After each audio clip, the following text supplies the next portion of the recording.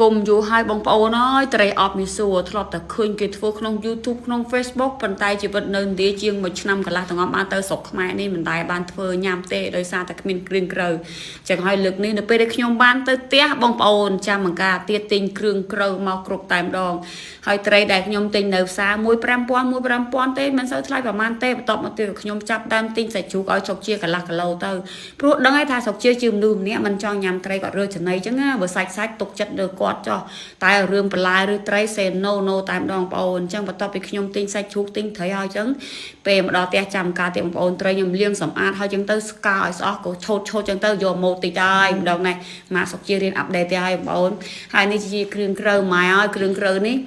គេឲ្យដាក់10មុខម៉ាក់ស្រុកជាមាន5 10មុខតែម្ដងគ្រឿងក្រៅមានតាំងពីស្លឹកគ្រៃស្លឹកក្រូច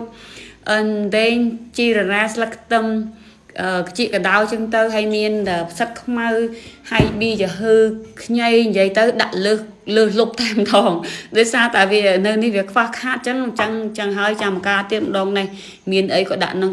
អាគ្រឿងខ្លះគេមិនត្រូវដាក់ក៏ដាក់ដែរបងប្អូនហើយចំពោះការ៉ុតនេះខ្ញុំចិត្តម៉ូម៉ាក់តិចហើយព្រោះចង់ប្លែកពីគេណាហើយគ្រឿងផ្សំផ្សេងទៀតមានខ្ទឹមសខ្ទឹមក្រហមមានវាសួរសំបីតសៀងក៏មានដែរចាំការទៀតគុំដូចថាខ្ញុំនិយាយគុំយូរណាស់ហើយធ្វើម្ហូបមិនដែលមានគ្រឿងគ្រប់មែនចាំការទៀតលើកនេះដាក់ឲ្យអស់ដែរតែម្ដងហើយត្រីខ្ញុំយកទៅប្រឡាក់រួយរ៉ូឌីចឹងទៅរួយរ៉ូឌីបន្តិចចឹងទៅហើយប្រេងខ្យងយកមកពីស្រុកខ្មែរតែម្ដងនៅនេះមានតែផ្ទះលេខ2អញ្ចឹងហើយក៏មិនទិញទេវគ្គមុនមិនមានដាក់គ្រឿងពេញចង់អីទេសំបីទឹកត្រីក៏មិនមានចេះទៅខ្មែរលើកនេះពួយយកមកអស់ដៃតែម្ដងមិនថាប្រេងចង់មិនថាទឹកត្រីចេះទៅឲ្យរបស់ខ្មែរយកមកបានគឺយកមកតែទាំងអស់ហើយឥឡូវនេះដៃណែចាប់ដើមប្រឡាក់ត្រីតែម្ដងរួចយកឌីតិចទៅមានស្លឹកក្រូចស្លឹកគ្រៃចឹងទៅអត់ស្លឹកក្រូចអីមានស្លឹកក្រូចមានដែងចឹងទៅប្រឡាក់ហើយចឹងទៅក៏ទុកមកលើសិនបន្តមកទៀតក៏ចាប់ដើមលាយគ្រឿងមានអំបិលមានស្ករប៊ីចេងចឹងទៅទឹកស៊ីអ៊ីវប្រេងខ្យងចឹងទៅក៏កូរវឹកឲ្យវាចូលជាតិបានល្អអញ្ចឹងហើយក៏ចាប់ដើមធ្វើការងារផ្សេងឲ្យបងប្អូននិយាយទៅមួយរយៈខ្ញុំមើលតែវីដេអូចៃឌីស្រុកចិនដល់ពេលចឹងទៅនិយាយពាក្យค่ะដៃណែតាមគាត់តែបងប្អូនអូខេបងប្អូនបន្តមកទៀតហ្នឹងក៏ខ្ញុំចាប់ដើមលាយគ្រឿងមានមីសួរខ្ទឹមក្រហមខ្ទឹមសសៀងចឹងទៅម្ទេសស្លឹកជីកដុលចឹងទៅហើយនឹងផ្សិតនិយាយមិនចំចេញផ្សិតចឹងទៅហើយគីហើយប៊ីហើយអ្វីដែលអត់អាខានបានហ្នឹងគឺត្រីអប់មីសួរហ្នឹងចាំបាច់ទៅដាក់ខ្ញីបើមិនដាក់ខ្ញីវាអត់ឆ្ងាញ់ទេបន្តមកទៀតខ្ញុំដាក់រោយជីមានជីវ៉ាន់ស៊ុយមានស្លឹកខ្ទឹមចឹងទៅហើយក៏ច្របល់ចូលគ្នាដើម្បីឲ្យវាចូលជាតិ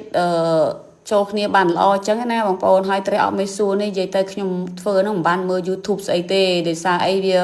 ចង់និយាយថាខ្ញុំចូលចិត្តញ៉ាំហ្នឹងទៅហើយណាមួយពេលដែលខ្ញុំនៅសៀមរាបខ្ញុំតែងធ្វើជាប្រចាំអញ្ចឹងហើយវាងាយស្រួលខ្លាំងតែតោះថាខ្ញុំនៅឥណ្ឌានេះដូចថាយើងរកគ្រឿងបានអញ្ចឹងហើយពេលដែលឃើញគេធ្វើតាម YouTube តាម Facebook មានតែលេបទឹកមាត់តែប៉ុណ្ណោះបងប្អូនមិនដឹងធ្វើល្មិចជីវិតក្រែបទេហើយបន្តបន្ទាប់ចំពោះត្រីដែលខ្ញុំលាយគ្រឿងទុកឲ្យវាចូលជាតិហើយចឹងទៅគឺខ្ញុំយកទៅចំហុយមុនតែម្ដងព្រោះត្រីនេះខ្ញុំមិនដាក់ចំហុយជាមួយត្រីមីសួរទេដោយសារមីសួរ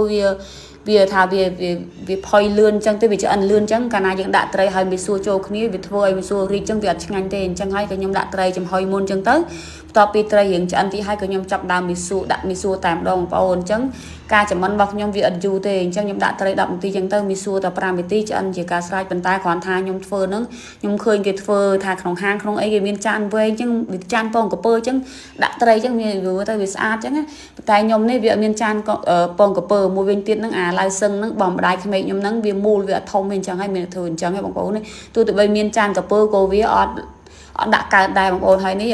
ត្រីអប់មីសួរខ្ញុំឆ្អិនល្មមបន្ទាប់ពីឆ្អិនហើយចឹងទៅចាំការទៀតដួសឲ្យម្ដាយខ្ញុំមុនគេបន្តមកទៀតក៏ខ្ញុំនឹងឯងអូខេបងប្អូនសូមអញ្ជើញឆ្ងាញ់មួយខ្ញុំហើយត្រីអប់មីសួររបស់ខ្ញុំបងប្អូននេះឆ្ងាញ់ខ្លាំងមែនតើ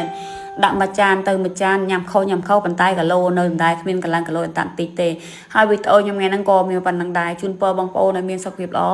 សំណាងល្អរកស៊ីមានបានទាំងអស់គ្នាសម្រាប់បងអូនដែលមានបញ្ហាធំក្លិនមាត់ប្រើថ្នាំដុសធ្មេញអីក៏មិនត្រូវអញ្ចឹងហើយបងប្អូនអាចសាកល្បងប្រើថ្នាំដុសធ្មេញម៉ាក់ TDN បានបងប្អូនព្រោះម៉ាក់សុកជាក៏ប្រើដែរតែពេលម៉ាក់សុកជាប្រើមួយរយៈអញ្ចឹងទៅមានរំណាស់ធ្មេញម៉ាក់សុកជាសស្អាតហើយបំបត្តិក្លិនមាត់បានល្អហើយនេះជាភេករបស់គាត់